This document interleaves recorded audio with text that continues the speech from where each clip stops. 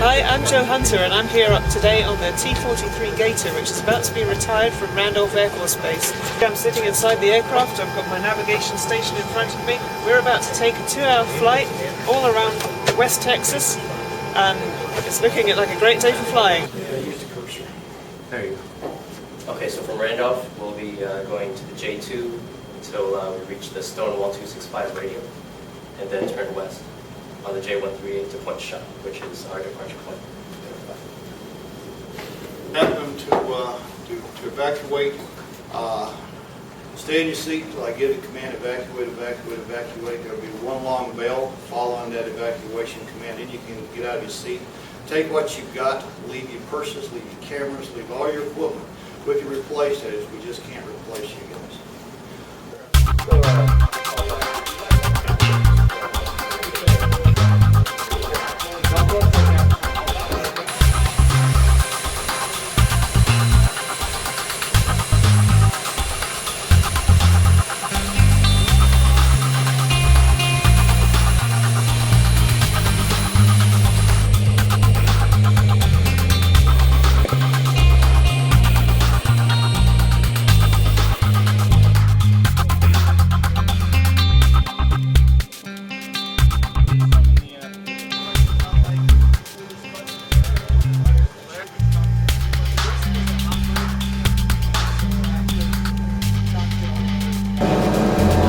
What we're doing here is just making sure that no obstructions come out of the middle of nowhere while we're starting engines, birds, debris, things like that. So.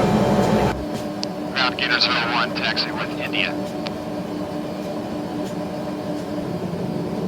Gator 01, Randolph Brown, runway 14 left, taxi via Delta, Bravo, hold short of Alpha, being the tower. Gator 1, taxi, hold short Alpha. Okay guys, here we go, coming in. Tower Gator 1, radio check. Gator 1, Randolph, radio loud and clear. Haven't forgotten about this. They had just a bunch of violences line up on final. Haven't been able to get you out yet. Yeah, we saw that. Gator 1, left turn onto the runway for back taxi to boot. Gator 1, left turn, back taxi.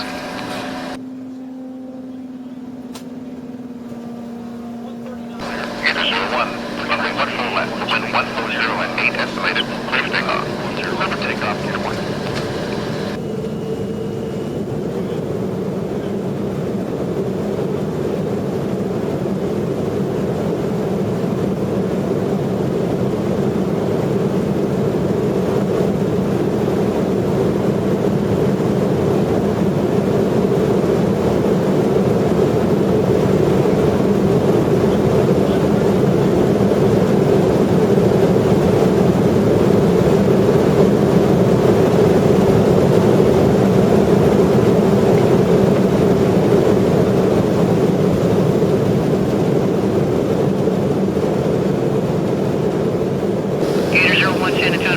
Contact, turn right heading at 320 vectors north of those clouds. I hope I'm in ATM 1 train 13,000. 320 vector up to 13,000, Gator 01.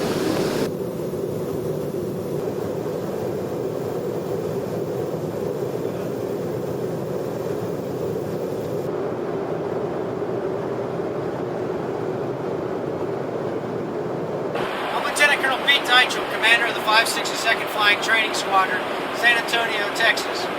At Randolph Air Force Base, we do all the combat systems officer training for the United States Air Force. We're aboard a T-43A aircraft. We call it the Gator, short for Navigator. We do all the training for navigation. Over the last 37 years, this aircraft has been the workhorse for teaching not only Air Force officers, but Naval, Marine, Coast Guard, as well as 37 international countries have sent students and aviators to our training. Today we're on board at T-43. We do about a 2-hour sortie for our students. We learn how to do radar navigation as well as navigation and teach them the very basics of navigation. We are an undergraduate training program where we feed 11 different major weapon systems in the Air Force, from bombers to C-130 cargo aircraft to refuelers to other support aircraft. All heavy aircraft, large weapon systems in the Air Force. 37 years of aviation is going to come to a close on September 17th this year as the Air Force retires the aircraft, and we'll move on to smaller aircraft to do our training, and we transitioned to training from Randolph Air Force Base in Texas down to Naval Air Station Pensacola in Florida. They will be transitioned to the T-1 and T-6 aircraft as we transition out of the T-43, as it's met its mark of 37 years of aviation history.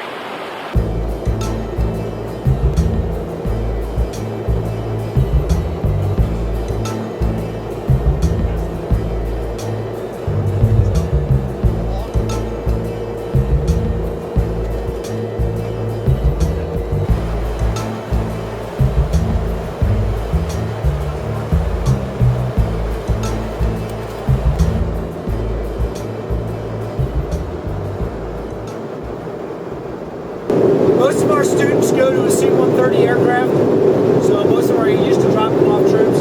That's why the advanced phase of our training is in a low-level environment using C-130 profiles. Because about 40% of our students are going to C-130 or a variant thereof. About half of those are going to special operations right now.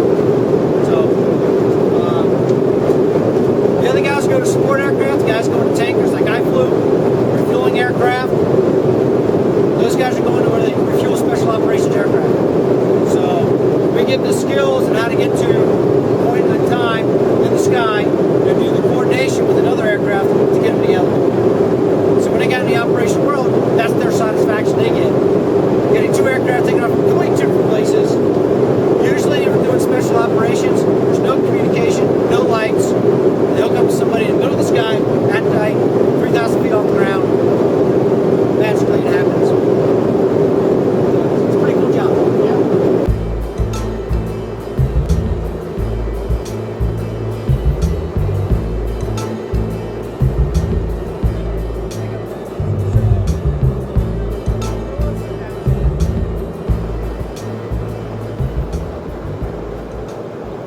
This, you ready? Yeah. Oh god. It's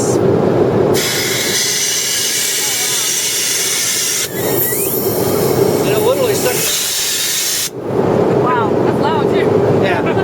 When you put the sextant in, it's like a periscope. You stick it up in there, and okay, once you got it about halfway through, it would just suck right up in there. We have these pins right here that would hold it in place. That was just to hold it in place so it wouldn't turn. It wasn't to hold it in place up in there. Yeah. So, yeah, it's pretty good suction. You can get a lot of stuff in there.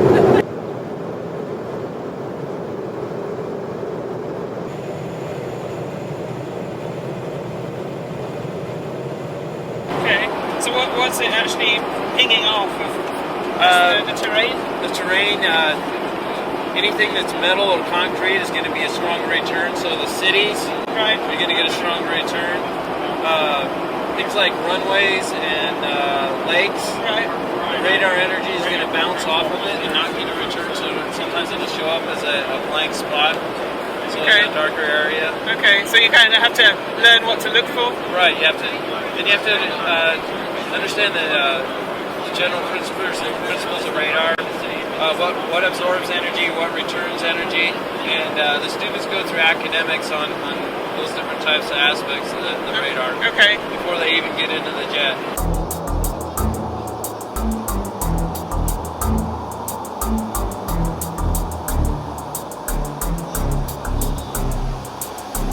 Unit 01, clear direct Stonewall and the Stonewall 1 arrival, Randolph.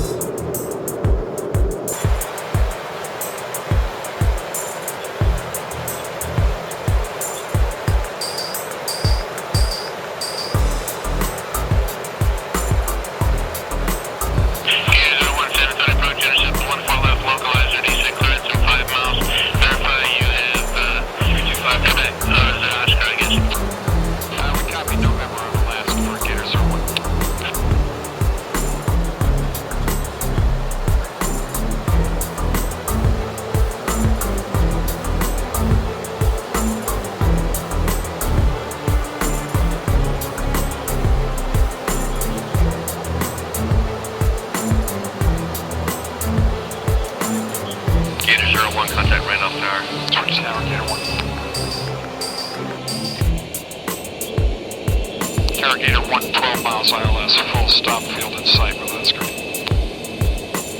Gator 1, Randolph Tower, 45 approach fix. Gator 1.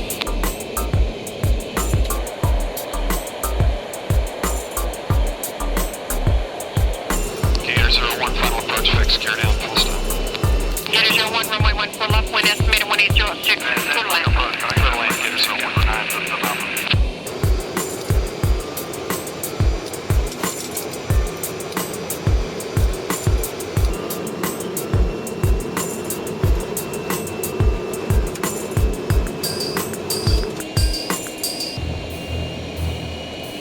Station 9, Mr. Approach. And crew visual lead.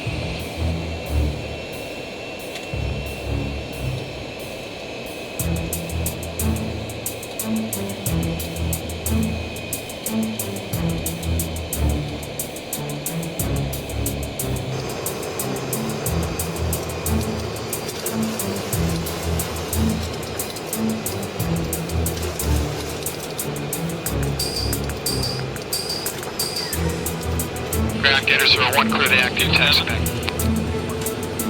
Gator 01, Randolph ground taxi.